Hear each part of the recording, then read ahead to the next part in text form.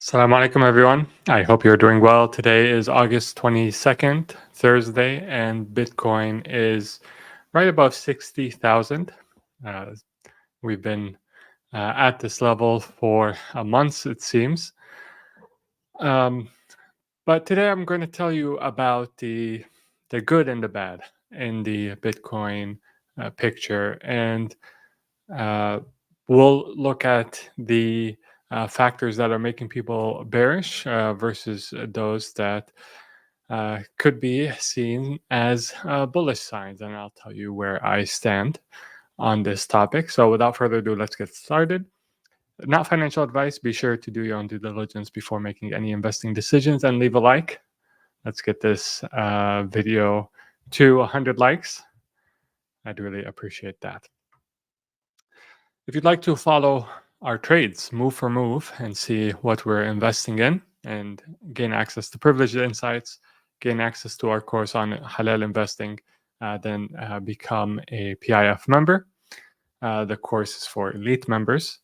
And as Michael Saylor recently said, you spend thousands, tens of thousands of hours of your life trying to earn money. It makes sense to spend a few hours trying to learn how to preserve it. And so that is, inshallah, something that we help with. So it's an investment worth making. All right. So where do we stand right now? So August was a month that is, not unlike its historical performance. August was a month where Bitcoin bulls went from being jovial at the start to thinking about going back to the fiat mines and perhaps going back to the fast food industry in some cases. Needless to say, people's dreams have been rendered much more modest in this month based on the crypto action that we've seen. The crypto market cap is still flat. And in fact, if you look since March, it's been sort of drifting downwards with Bitcoin more than half of the total crypto market cap. In terms of fear and greed, we continue to oscillate between brief periods of fear and very brief periods of greed. And for the most part, we are in the neutral territory.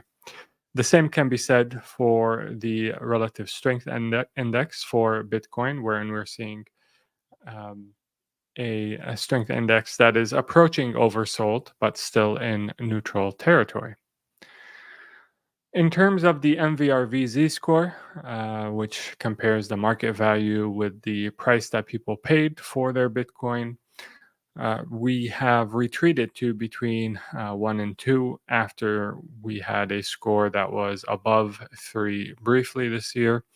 And this basically is telling us that people aren't really sitting on a lot of profit in their Bitcoin positions. The Bitcoin miner revenue has dropped as expected after the halving, when their Bitcoin rewards drop and are halved, hence the name. And they haven't recovered because the price of Bitcoin hasn't done much of anything since the halving. So the Bitcoin miners are really getting squeezed from a cash flow perspective. We've seen some positive momentum for some Bitcoin miners, but these are really just bonuses that have come from the new play that Bitcoin miners now have access to related to high performance computing and AI training. But in terms of just the Bitcoin mining business, it's been pretty lousy since the halving. And the alts have basically done even more terribly than Bitcoin. If you look at the last month, I mean, basically, the Ponzi schemes have done well. Everything else hasn't done well. And so very slim pickings in the alt universe. And I know what you're saying. It's a good thing you're diversified in your alt portfolio. Actually, there's a lesson here, which is that diversification often gives people like false sense of security because they think they're diversified, they think they're in a lot of different plays, but in reality, they're all very correlated. So be very careful of the correlation between your assets when you're assessing the level of diversification that you have. And Kamala, the person who has a, let's say, 50% chance of becoming the next president, thinks that Gary Gensler may be a good pick for Treasury Secretary. Gary Gensler, for those who are unfamiliar, was for many years was the main obstacle for BTC ETFs, and had he not been forced by a court order to approve them, he probably would never have. So, uh, Kamala, even despite the rhetoric that is sometimes coming from the Democrat side, remains very hostile in her policies and the policies of her campaign to business and innovation and cryptocurrency specifically. I do think that her winning would be negative for the markets. But I don't think that she will win. I'd be surprised if she does, but I've seen crazier things happen. Um, and despair is setting in, basically. So you can see Peter Brandt mentions on X that basically this time around, the post-halving high has taken the longest period ever. So post the first halving, it took only 8 weeks in order to get to a new high. The second halving, it took 24 weeks. The third halving, it took 25 weeks. And now we're at 23 weeks. Um, and we still haven't seen a high. Um, so what gives? Why aren't we seeing a high? Will we not be seeing a high? Well, there is, the trend is that it's taking longer after halving, but also one should mention that we did reach a new high prior to the halving, which is unprecedented. So the pattern may be thrown off a bit by the Bitcoin ETFs, wherein we saw an earlier high. Now, this particular commenter is questioning whether or not we will see a new high. And I'm here to say that I am confident that we will. This Bitcoin cycle is far from over. And I'll point to a number of things that give me this confidence. Number one, we have the BTC ETFs, which continue to have net inflows on a somewhat regular basis. You can see the green far outnumbers the red days. So net inflows, the days in which we have net inflows, far outnumber the ones that we have outflows. We've recently notched our 6th day in a row of BTC inflows. And in fact, since the inception of these BTC ETFs, they've had net inflows that actually exceeded the number of Bitcoins that were mined in total in the same period. So if we just look at this week, for example, number of BTC bought by US ETFs, 670 versus 450 mined. If you look since the 10th of January, number of BTC mined 150,000 and number of BTC bought by US ETFs close to 300,000. So close to twice as many Bitcoin. And eventually, this is going to bear fruit in the form of price appreciation for this asset. It has to. That's just a mathematical certainty. Inshallah, of course. And Bitcoin's resilience during this time, even though one might be somewhat frustrated with the lack of movement and kind of choppiness and consolidation that we've had to endure for the last weeks, Bitcoin's resilience still is something to behold. I mean, if you look at everything that it has had to deal with, if you look at the German government selling 50,000 seized Bitcoin, the US government selling 10,000, Mt. Gox distributing 95,000 Bitcoin, Celsius, Gemini, Earn and Trading also making distributions, the market absorbed all of that, and we're still over 60,000.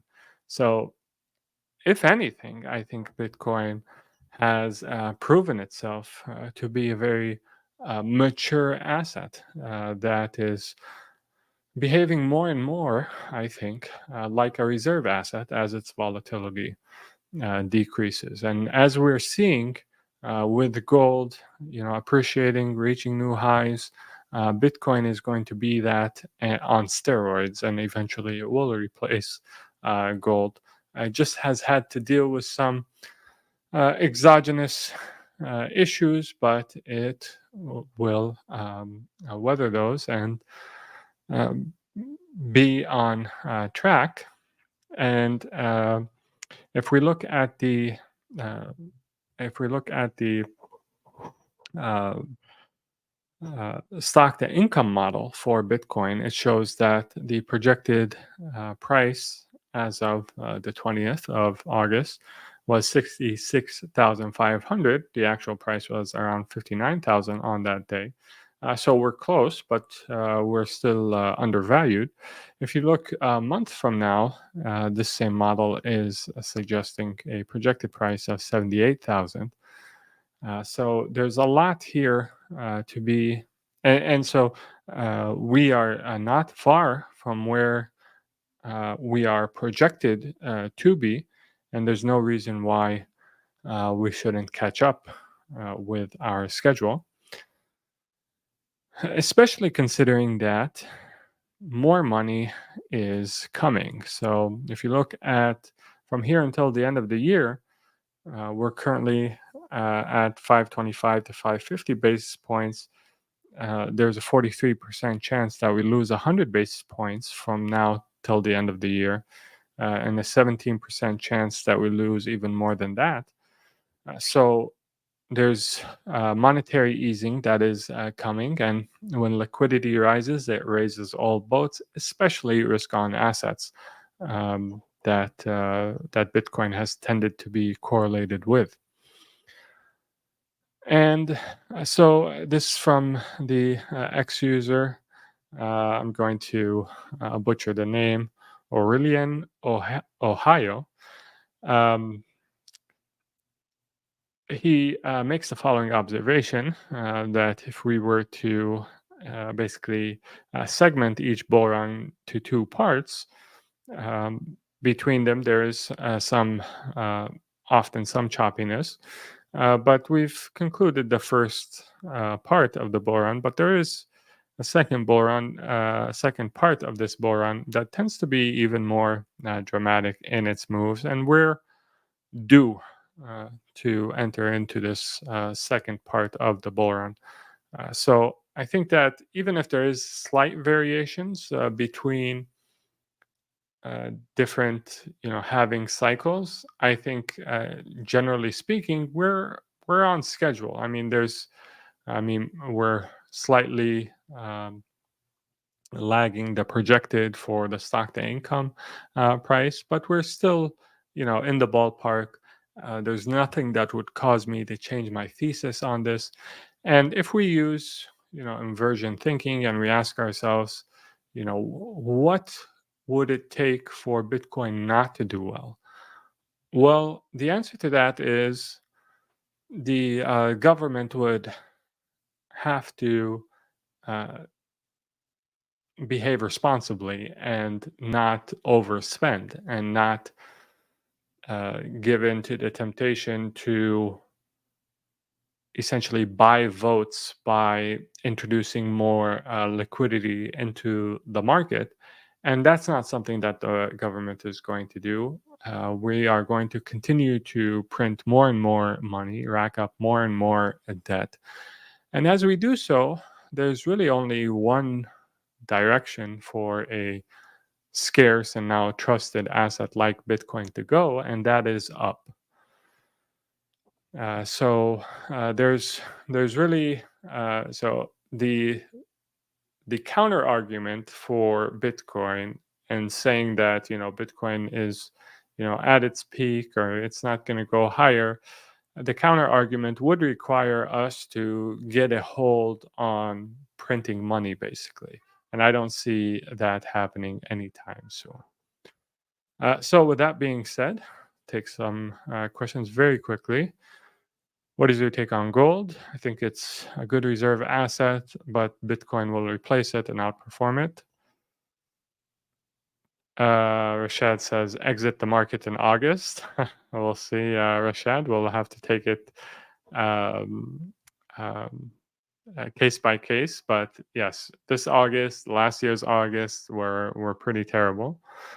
But we made it through them, and I think we're doing pretty well.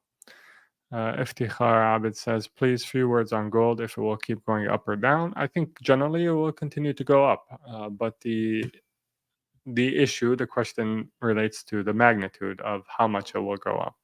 I think that, as I mentioned, Bitcoin will outperform. If you enjoyed this live, do leave a like. Until next time, make sure to take care of yourself. Become a member if you haven't already. Assalamu alaikum and peace be upon you all.